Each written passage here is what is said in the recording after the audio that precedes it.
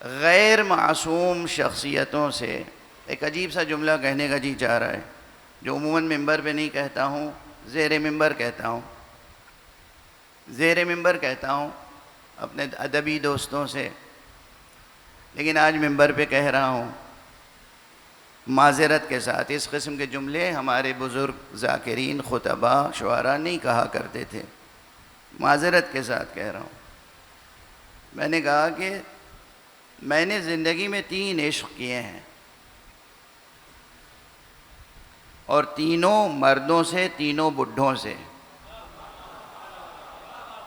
مگر 3 عشق کے بعد اس نتیجے پہ پہنچا کہ میاں کبھی کسی غیر معصوم سے عشق نہ کرنا، ورنہ آخر میں کہیں نہ کہیں ندامت ہوگی۔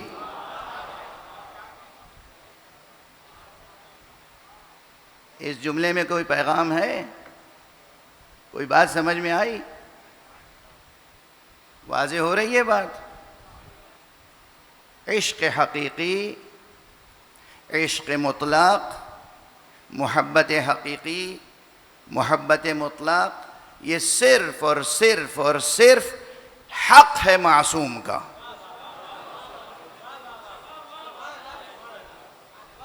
اور معصوم بس 14 ہیں ہماری فہرست میں۔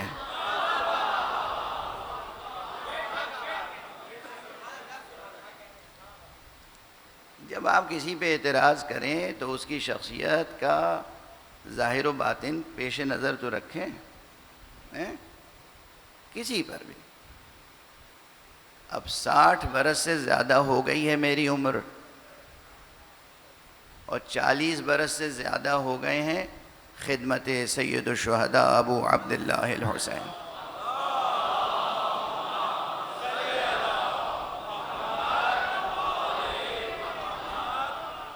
اور اس 40 برس میں نے نماز جمعہ بھی بہت پڑھائی ہے، خطبات جمعہ دیے ہیں، مجلسیں پڑھی ہیں۔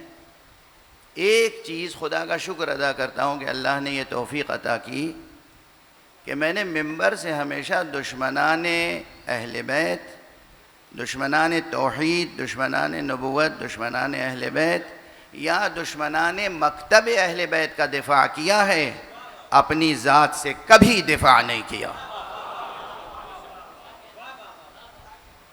میں کیا ہوں کہ خود کو موضوع بناؤں ممبر پر؟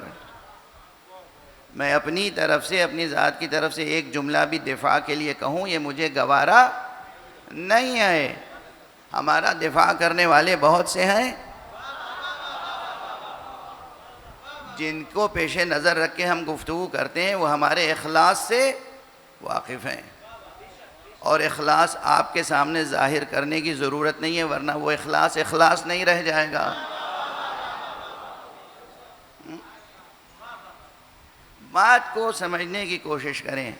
ایک جملہ بار بار کہتا رہا ہوں اور کہتا رہوں گا، اس فقیر کی ایک آرزو یہ ہے کہ ہم حضرات محمد و آل محمد علیہم الصلاۃ سے اتنی کامل وابستگی رکھیں، ان کا ایسا عرفان رکھیں، ایسی معرفت رکھیں کہ مسلسل ارتقاء کا سفر جاری رہے، بلند سے بلندتر ہوتے رہیں، کہیں ہمارا سفر ٹھہر نہ جائے۔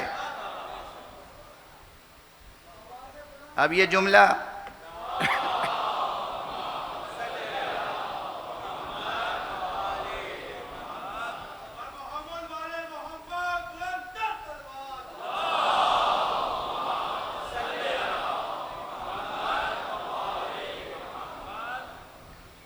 کہیں بھی ہو آپ زندگی کے کسی بھی شعبے میں، آپ سب سے آگے نظر آنے چاہیے۔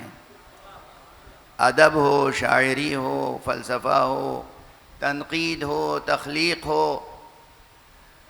سائنس ہو، تعلیم ہو، سیاست ہو، سماج ہو، جتنے شعبے ہیں زندگی کے، سب میں آپ کو سب سے آگے ہونا چاہیے۔ اور یہ مطالبہ آپ کے امام حضرت امام جعفر صادق علیہ الصلوۃ والسلام،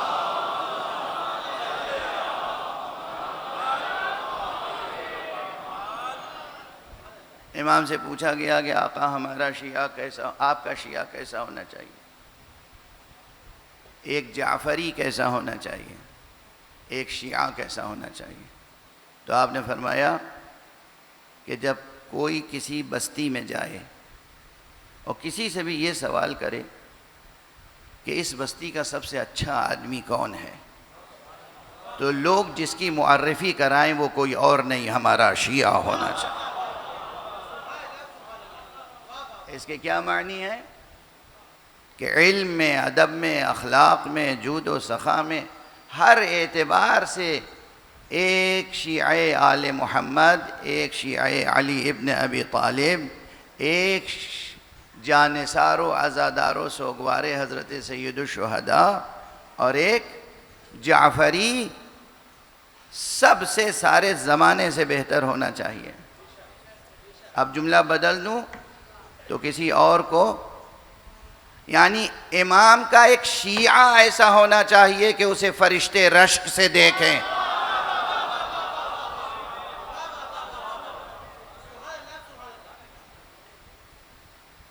ایک عام شیعہ، ایک عام مومن ایسا ہونا چاہیے کہ اسے لوگ رشک کی نگاہ سے دیکھیں، فرشتے رشک کی نگاہ سے دیکھیں، فرشتے رشک کی نگاہ سے دیکھیں.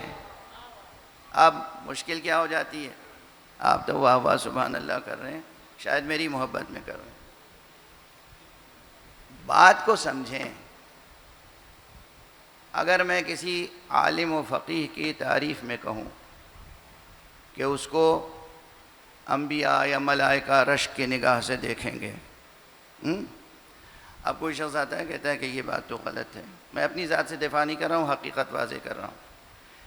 اعمال کی فضیلت میں جو روایتیں ہیں، قرآن کی فضیلت میں جو روایتیں ہیں،